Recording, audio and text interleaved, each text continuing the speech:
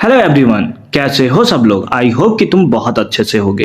इस वीडियो में हम class 10th basic math sample paper question number 8 का सॉल्यूशन करने वाले हैं। अगर तुमने इससे प्रीवियस वीडियो अभी तक नहीं देखा है, साथ ही साथ आने वाले वीडियोस का सॉल्यूशन देखना चाहते हो, तो कंप्लीट प्लेलिस्ट का लिंक मिलेगा तुम्हें डिस्क्रिप्शन में। तो एक बार डिस्क्रिप्शन तुम जरूर चेक कर लोगे। क्वेश्चन नंबर 8 क्या है, आ जाओ फटाफट से चेक करते हैं।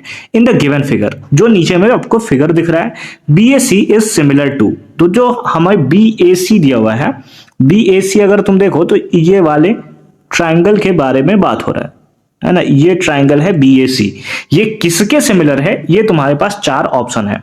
तो अगर तुम क्वेश्चन ध्यान से देखो तो तुम्हें 2 ही ट्राइंगल देखने को मिल रहा है, एक ये ट्राइंगल और एक ये वाला ट्राइंगल, है ना, एक ये ट्राइंगल, है ना। एक ट्राइंगल तुम्हें कौन सा दिया हुआ है, BAC दिया हुआ है।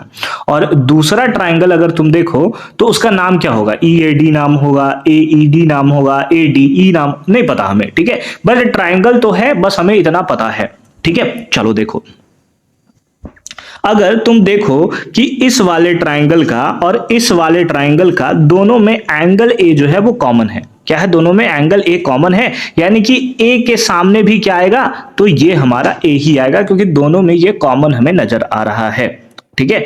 दोनों में ये हमें नजर कॉमन आ रहा है। अब उस बेसिस पे देखो तो ऑप्शन नंबर बी तुम्हारा राइट आंसर हो गया। बस इतना सा ही सिंपल सा ये क्वेश्चन था हमारा। बट सर हमें पूरा नाम जानना है, हम कैसे जानेंगे। देखो, अगर तुम, है ना, अगर तुम यहां पर देखो तो ये कौन सा एंगल है, एंगल है तुम्हारा तुम्हारे पास है एंगल D।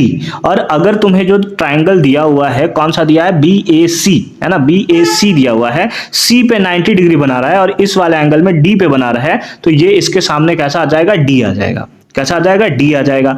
फिर B के प्लेस पे कौन सा आएगा, जब 2 एंगल सिमिलर हो गए, है ना, तो तीसरा एंगल तो अपने आप सिमिलर हो जाएगा, यानी कि B के सामने कौन सा आ जाएगा, E आ जाएगा।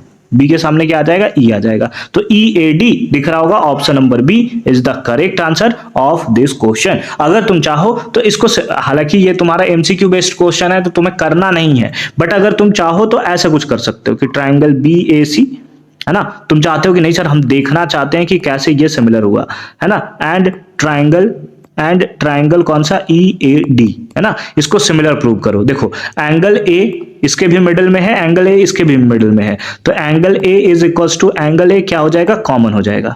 क्या हो जाएगा बताओ, कॉमन हो जाएगा, है ना। हमेशा ऐसे ही सिमिलैरिटी जो होता है वो प्रूव होता है।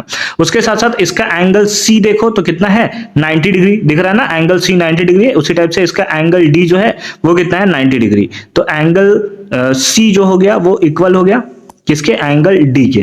कैसे इक्वल हो गया, तो ये दोनों 90 डिग्री है ना, ईच 90 डिग्री, ईच 90 डिग्री। तो ये एंगल सिमिलर क्राइटेरिया से तुम्हारा क्या हो गया, दोनों सिमिलर हो गए। या फिर तुम ऐसे भी जानते हो कि थर्ड, 2 एंगल अगर हमारे पास सिमिलर है तो थर्ड एंगल तो ऑटोमेटिकली सेम हो ही जाएगा, है ना, बाय एंगल सम प्रॉपर्टी। तो एंगल सिमिलर प्रॉपर्टी से भी तुम बोल सकते हो, और उस बेसिस पे तुम्हारे पास आ जाएगा option number B is the correct answer of this question, ठीक है। तो आई होप कि तुम्हें ये क्वेश्चन एकदम क्लियर फॉर्म में क्रिस्टल क्लियर हुआ होगा कि कैसे हमने इसका सॉल्यूशन किया है। बाकी मिलते हैं अगले क्वेश्चन, यानी कि क्वेश्चन नंबर 9 के सॉल्यूशन के साथ। कंप्लीट प्लेलिस्ट का लिंक मिलेगा तुम्हें डिस्क्रिप्शन में, तो फटाफट से जाओ डिस्क्रिप्शन चेक कर लो।